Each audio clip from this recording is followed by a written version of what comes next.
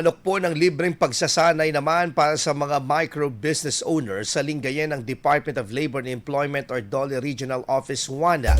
Katuwang ang lokal na pamahalaan sa pamamagitan ng Public Employment Service Office or PESO. Bilang bahagi ito ng pagpapatupad ng mas mahigpit na workplace safety at labor standards.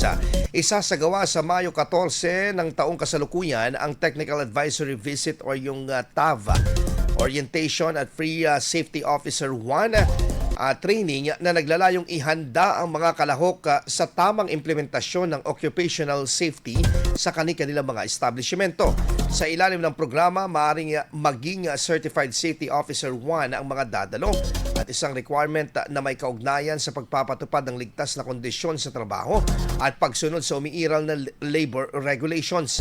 Ayon sa mga otoridad, bukas ang training sa mga kwalipikadong micro-business establishment sa Lingayen at inaasahang makatutulong ito sa mas mahigpit na pagpapatupad ng batas sa paggawa sa antas o batas paggawa sa antas ng maliliit na negosyo.